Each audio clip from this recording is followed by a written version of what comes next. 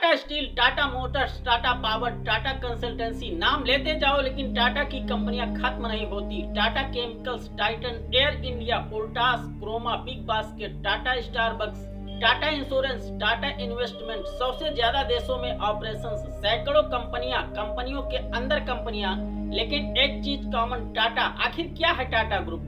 Tata group इतना बड़ा कैसे बना? क्या है टाटा ग्रुप की हिस्ट्री? आखिर कैसे अफीम का व्यापार करने वाला बना देश का सबसे ट्रस्टफुल बिजनेस ग्रुप? जानेंगे आज के इस वीडियो में।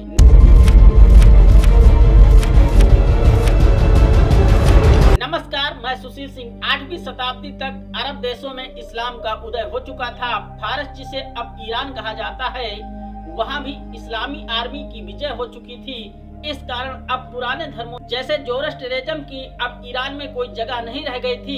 इसलिए धार्मिक उत्पीड़न के कारण पारसी लोग ईरान से भागकर इंडिया आ जाते हैं। ईरान से आने के बाद शुरुआती पारसी लोग भारत के गुजरात राज्य में बसते हैं। इसी पारसी परिवार में एक परिवार पिछली एक शताब्दी से भारत के बिजनेस पर राज कर रहा है।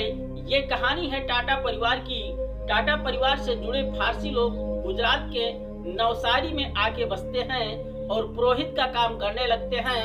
अगली 25 पीढ़ियों तक ये लोग पुरोहित का काम करते हैं, लेकिन इनमें से एक नुसरवान जी टाटा ने पुरोहिताई का काम छोड़कर बिजनेस करने का निर्णय लिया और अपने बेटे जमशेद जी टाटा को अच्छी अंग्रेजी की पढ़ाई दिलाई। नुसरवान जी टाटा ने अपने साले दादा भाई टाटा के साथ मिलकर हांगकांग में बिजनेस शुरू किया। इस पार्टनरशिप को टाटा एंड कंपनी कहा जाने लगा। दादा भाई टाटा अफीम के कारोबारी थे। उनके देहांत के बाद उनके बेटे रतन जी दादा भाई टाटा आरडी टाटा भी अफीम का कारोबार करने लगते हैं। अफीम का कारोबार उस वक्त ब्रिटिश लोगों का सबसे अधिक मुनाफा देने वाला कारोबार था। दरअसल ब्रिटिशर्स चाय का व्यापार करते थे और चाय का सबसे बड़ा प्रोड्यूसर चीन था। इसलिए चीन से चाय खरीदने के लिए ब्रिटिशर्स को करोड़ों पाउंड खर्च करने पड़ते थे।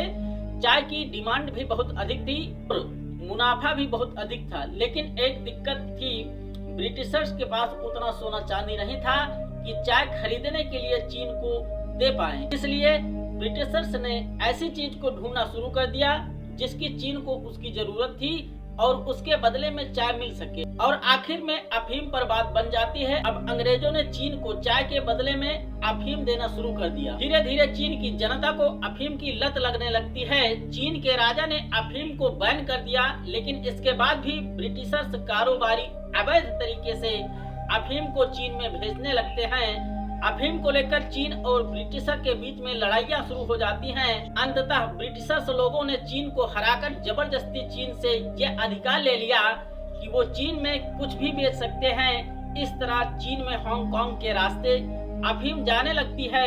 वहीं टाटाज अफीम का बिजनेस पियर वार के बीच भी करते हैं और उसके बाद भी करते हैं। उन दिनों हांगकांग एक ब्रिटिशर्स कॉलोनी हुआ करती थी, लेकिन हांगकांग के शासक ने अफीम के कारोबार को बंद करने की कोशिश की। इस पर आरडी टाटा ने बाकी लोगों के साथ मिलकर ब्रिटिशर्स सरकार से इस मामले में दखल न देने की अपील की।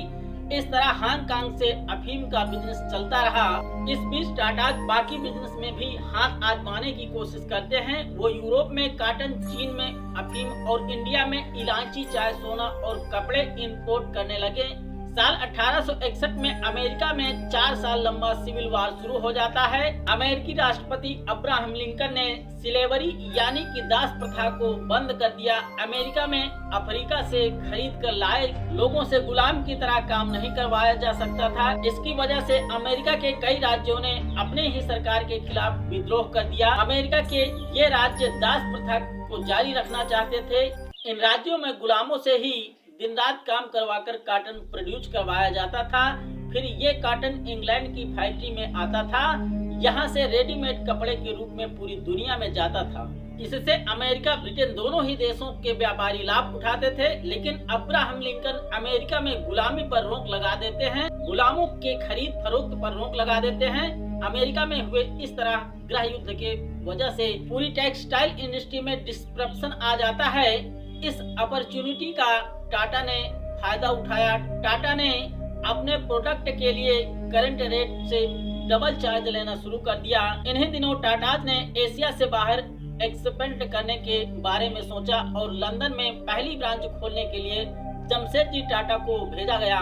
लेकिन अमेरिका के सिविल वार खत्म होते ही फिर से अमेरिका इंग्लैंड को कॉटन सप्लाई करने लगता है। टाटा की कंपनी लॉस में चली जाती है। उनके इन्वेस्टर उनसे पैसा वापस मांगने लगते हैं।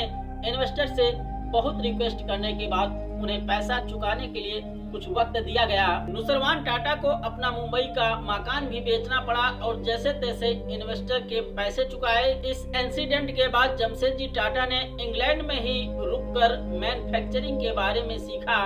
उन्हें रियलाइज हुआ वो अब तक सिर्फ कॉटन का ट्रेड कर रहे थे। अगर वो मैन्युफैक्चरिंग पर भी ध्यान दें तो अपनी कंपनी को बड़ा बना सकते हैं। इधर साल 1868 में पूर्वी अफ्रीका के देश अबिसीनिया के राजा ने ब्रिटिश इन्वेस्टर और उनके स्टाफ को गिरफ्तार कर लिया। जब कुछ ब्रिटिश ऑफिसर्स को इस मामले को सुलझाने के लिए भेजा गया तो उन्हें भी जेल में डाल दिया। ब्रिटिशर्स इस बात से नाराज हो जाते हैं कि वो एक छोटे से देश का राजा हमको आंख दिखा रहा है। ब्रिटिशर्स ने अबिसीनिया के राजा को सबक सिखाने के लिए 16,000 सिपाहियों की एक फौज अबिसीनिया में भेज दी। लेकिन इतनी बड़ी फौज को खाना, ब्लैक हैंड्स और बाकी चीजों की जरूरत थी, इसलिए ब्रिटिशर्स ने नुसरवान जी टाटा से कांटेक्ट किया। इतनी बड़ी ब्रिटिश फोर्स को अपनी तरफ आते देख वहां के राजा ने आत्महत्या कर लिया। लेकिन इस पूरे ऑपरेशन से नुसरवान जी टाटा ने 40 लाख रुपए कमाए। जमशेद जी के पास अफीम और युद्ध के समय मुनाफाखोरी से इतने पैसे तो आ गए थे, वो अब सामान बेचने पर ही नहीं बल्कि बनाने पर भी ध्यान दे सकते हैं। लंदन में कपड़े का कारोबार समझ लेने के बाद साल 1869 में जमशेद जी टाटा ने साउथ बॉम्बे में चिंकपोकली में बंद पड़ी एक तेल की मिल खरीदी और इसे कॉटन की मिल में बदल दिया। इस मिल का नाम रखा गया अलेक्जेंडर मिल। यह मिल लगभग 2 साल बड़े अच्छे से चलती है।